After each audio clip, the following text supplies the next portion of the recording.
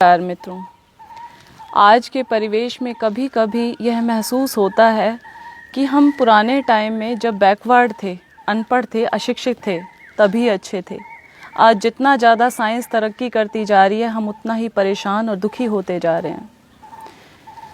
आश्चर्य की बात है कि एडवांस और बैकवर्ड की पहचान ही यह बन गई है। आज तरक्की और वैज्ञानिकता के नाम पर भारतीय नागरिक अपने स्वाभाविक खान पान, रहन सहन, दिनचर्या, संयम, सेवा, आहार विहार, वेशभूषा और भाषा तक को तिलांजलि देकर खुश होना चाहता है। वह गुलामी की प्रवृत्ति का शिकार होकर विदेशी संस्कृति को जल्दी से जल्दी अपनाने में अपना गौरव समझ रहा है। मैकाले की शिक्षा द्वारा अंग्रेजियत हमारे खून में समा गई है, जिसका परिणाम शारीरिक, चारित्रिक व सामाजिक पतन के रूप में स्पष्ट दिखाई दे रहा है। सर्वेक्षण करके देखें तो अनुभव से पाया गया कि सरकारी व निजी विद्यालयों में विद्यार्थियों का 90% धन और समय केवल अंग्रेजी की पढ़ाई में खर्च होता है, किंतु परीक्षा परिणाम देखने पर पता लगता है कि 90% विद्यार्थी अंग्रेजी में ही फेल होते हैं, जिसके कारण युवक आगे पढ़ने में असमर्थ हो जाते हैं। पब्लिक स्कूल के बच्चों में विशेष रूप से शारीरिक व मानसिक विकलांगता बढ़ रही है, जैसे चश्मा चढ़ना, नाक बंद, साइनस, गले टॉन्सिल के बीमार, चिड़चिड़ापन, पेटूपन, पेट की खराबी, जिद्दीपन, माता पिता के झूठे लाड़ प्यार से देर तक उठना, टीवी देखना पूरा दिन भर, अपने आप को बहुत सुपीरियोरिटी कॉम्प्लेक्स में आ जाना, अपने से बड़ों पर व्यंग्य कसना आदि दोष होने से पूरी शिक्षा यदि अच्छे से हो जाए और नौकरी ना मिले तो वह दुराचारी, अनाचारी और क्रूर अपराधी बन जाते हैं। जबकि आज तक कोई युवक जो गुरुकुल और संस्कृत पाठशालाओं में पढ़ा हुआ है अपराधी नहीं बना। ऐसे तरक्की वाले मॉडल जो आज एडवांस और फॉरवर्ड के नाम से बोला जाता है, माफ़ कीजिएगा, मैंने ये डेफिनेशन दी है एडवांस और फॉरवर्ड की जो आज के टाइम में सत्य है। बैठकर पेशाब करने वाला बैकवर्ड और खड़े खड़े दीवार पर पेशाब करने वाला एडवांस। बैठकर नीचे धरती पर पालती मार करके भोजन करने वाला बैकवर्ड। जूतों सहित खड़े खड़े चरने वाला एडवांस। नीचे से अपान वायु पाद निकालने वाला बैकवर्ड और ऊपर से बुरी भयानक डकार मारने वाला एडवांस। तखत पर बिना तकिया बिछौने के भी गाढ़ी नींद सोने वाला बैकवर्ड। सुंदर बेड पर फोम के गद्दों में एसी की हवा में भी अनिद्रा तनाव का शिकार, गोली खाकर करवट बदलने वाला एडवांस।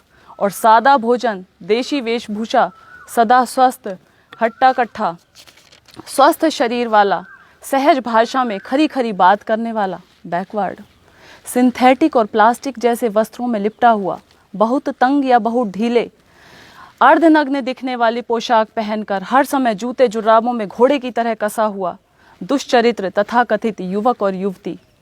प्रकृति से कोसों दूर, चश्मा चढ़ा हुआ, तोंद बढ़ा हुआ, नज़ला जुखाम का सदा रोगी, बीपी का शिकार, सिर गंजा, अंग्रेजियत में धंसा हुआ, डॉक्टरों की जांच रिपोर्ट की फाइलें लिए हुए, कानूनी भाषा बोलने वाला, स्वयं परेशान और दूसरों को परेशान करने वाला, तनाव में रहने वाला एडवांस सभ्य और शिक्षित समझे बैठा है अपने आप को। आज़ादी की मातृभाषा बोलने वाला बैकवर्ड और गुलामी की अंग्रेजी भाषा बोलने वाले को हम एडवांस मानते हैं। इन उदाहरणों की वास्तविकता को देखकर मैं भगवान से यही प्रार्थना करूंगी कि ऐसी तरक्की से तो हम बैकवर्ड ही अच्छे हैं। क्या मिला हमें ऐसी फूहड़ शिक्षा से, ऐसी तनाव देने वाली सभ्यता से और परेशान करने वाले शिष्टाचार से?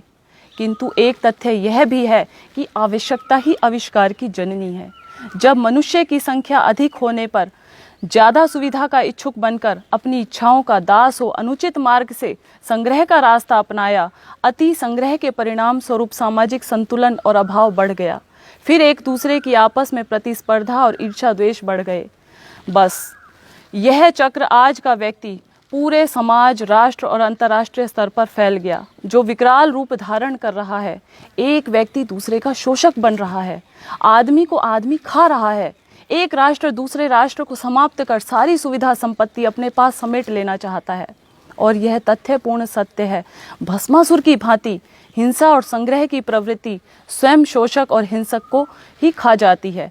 आज के मानव का यह नारा ही मुझे चालाकी और धृष्टतापूर्ण लगता है, जो हर जगह लिखा होता है, लिव एंड लेट लिव, अर्थात जियो और जीने दो, इसके भेदपूर्ण अर्थ हैं। सीधे शब्दों में पहले अपने पास जीने खाने के साधन खूब इकट्ठा करो और मनमाना खाओ पियो, और जब उल्टी वमन होने लगे तो बचा खुचा जूठन गरीबों शोषितों में बांट दो, और फिर फोटो खिंचवा करके डाल दिया जाता है अखबारों के अंदर। उन पर एहसान कर लो एक कवि के शब्दों में, बांटता है कंबल चमड़ी लोगों की उतार के, हज को चली है बिल्ली 900 चूहे मार के। जबकि हमारी प्राचीन वैदिक संस्कृति इसके बिल्कुल विपरीत सबको एक साथ सुखी बनाने की घोषणा करती है।